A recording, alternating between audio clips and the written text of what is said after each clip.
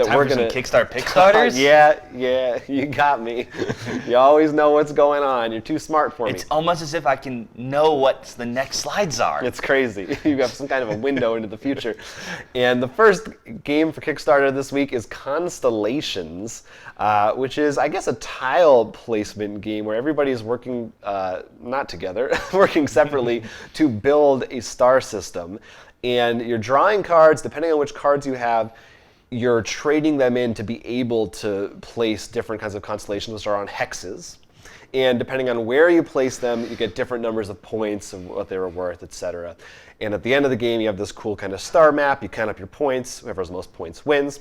And we always talk about educational kind of games that we think are cool. This actually comes with a booklet that has a whole bunch of information and history about different kinds of star patterns. Yeah. Mythology behind them. Yeah, I saw that. I think it's cool. Also, because when it comes to constellations, what's really cool about them, I feel like it's not just deep in one area, area or another. It has like so much science to it because of the different stars and how they're moving, how they're discovered. That brings you to the history of how they're used for guiding what people saw in them. Then mythology, because the different constellations depending on who viewed them, whether it's Sagittarius or so on and so forth. So there's so much fun stuff to learn from them. Did you ever have the glow in the dark stars? Oh, of course I on did. your ceiling? Everyone in the 90s did. Yeah, they're pretty great. But yeah, and it also reminded me of, I just got it. We haven't had a chance to play a planetarium. Right. Which I really want to play. It sounds a lot of fun, so. Stars are cool. This one goes for $22 on Kickstarter. And tell me about this one, Smiths of Winterforge. Yeah, this is pretty much a worker placement. You're all dwarves trying to show the world to you, build the best stuff. It looked really a lot of fun. Really get the idea of just building and forging, hiring people who have specialties, getting the resources.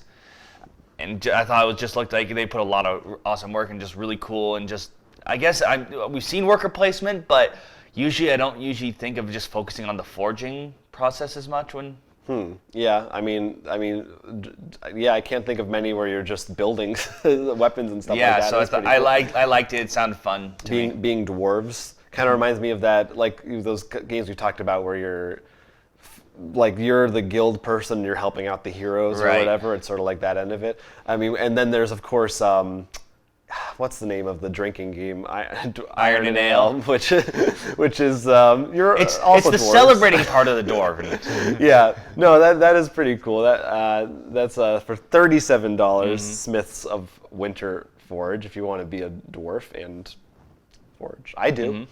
And then the last one I just thought sounded super interesting. It's called Sensational. It's an RPG. There's only a few days left on this one at the time that you'll be watching this. So if you like it, go ahead and get it right now. Time is limited.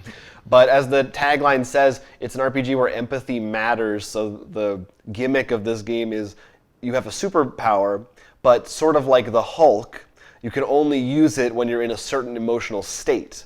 But unlike the Hulk, it might not just be anger. It could be fear, it could be joy, it could be sadness. So it's the ring, the lantern rings. Sort of. I think they're connected with an emotion too. Right. Well, I know, but I don't think he has to be fearful to use fear. I think it's just the power. Yeah, I don't know. You know what? It probably depends on where we pull from, but. But it just sounded like such a novel concept, and it's basically up to you as is your group. There's no real system in place where you're afraid or you're not. You just kind of have to decide. Oh, I'm scared now, so I can do this. You do have things like you have a stability attribute, so how flexible your moods can be and stuff like that. I just imagine if fear is your thing, it's like you're just walking around. What's that in the cooler? It's a cooler full of spiders. I open it whenever I need to. Yeah, it's like Popeye eating his spinach. You need that. So check that one out. At $30, we'll get you the PDF for Sensational, if there's still time. If you enjoyed this video, it was just a snippet of our full-length podcast, which you can find on our YouTube channel every week. So please go ahead, like, and subscribe for more board game-related content coming at you in the future. And don't forget to check out rollforcrit.com, where we actually sell a lot of the games we talked about, as well as post news and all our other videos. Until then, I'm Will Keeler. I'm Jonathan Estes, and this is Roll for Crit.